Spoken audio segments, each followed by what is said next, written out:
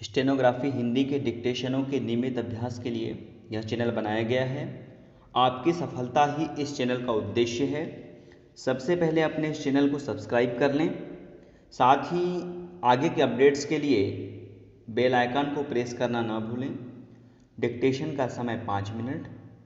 Ready, start. सभापति जी, बैंकों के माध्यम से बीमार मिलों को कारगर बनाने के लिए पैसे दिए जाते हैं। मैं जानना चाहता हूँ कि हिंदुस्तान में बैंकों के माध्यम से बीमार मिलों को कितना पैसा दिया गया है। सरकारी बैंकों का पैसा आज जिस प्रकार से पूंजीपति लूट रहे हैं, इसके पीछे 3 शक्तियां हैं।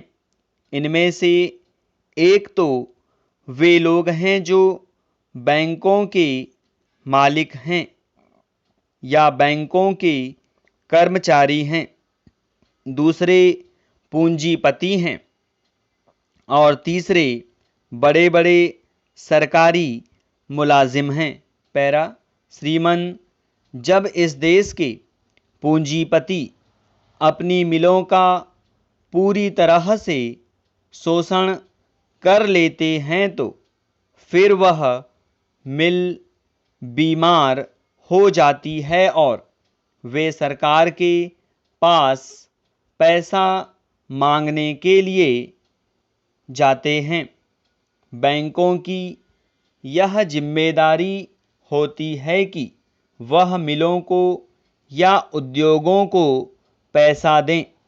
इस प्रकार से बैंकों के माध्यम से जनता की गाढ़ी कमाई का पैसा बीमार मिलों को दे दिया जाता है, जबकि वह मिल चलने योग्य नहीं रह जाती है। आज स्थिति यह हो गई है कि इन पूंजीपतियों को बिना किसी शर्त के पैसा दे दिया जाता है। पूंजीपति अपने कर्मचारियों के माध्यम से इस पैसे को इधर उधर कर देते हैं। उसके बाद फिर सरकार के पास पैसा मांगने के लिए चले जाते हैं।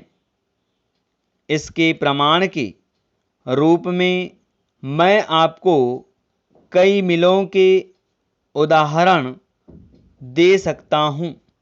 वहाँ के लोगों ने भी सरकार को इसकी जानकारी दी और आग्रह किया कि इन मिलों को ऋण न दिया जाए, लेकिन फिर भी बैंकों द्वारा उनको ऋण दिया गया और उसके 1 साल के बाद फिर वे मिलें बंद हो गईं।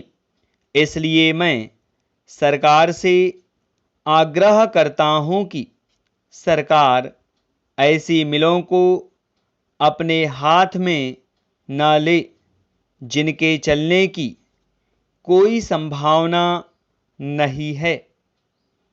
यदि मजदूरों के हित में उसको लेना आवश्यक हो तो पहले उसकी जांच कर लें और उसके जिम्मेदार अधिकारियों को निकालकर उसका प्रशासन अपने हाथ में लेकर चलाएं।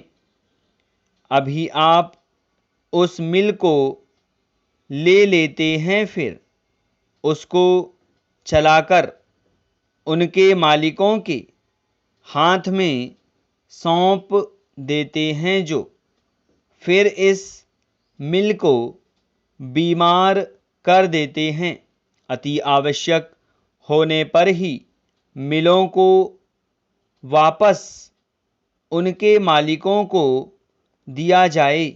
अतः मेरा निवेदन है कि यदि आप किसी मिल को अपने हाथ में लेना आवश्यक समझते हैं तो उसको आप लीजिए, लेकिन उसको फिर उनके मालिकों को मत लौटाइए। स्टॉप। अब अपने लिखे गए डिक्टेशन को 5 मिनट या इससे कम समय में पढ़ने का अभ्यास करें।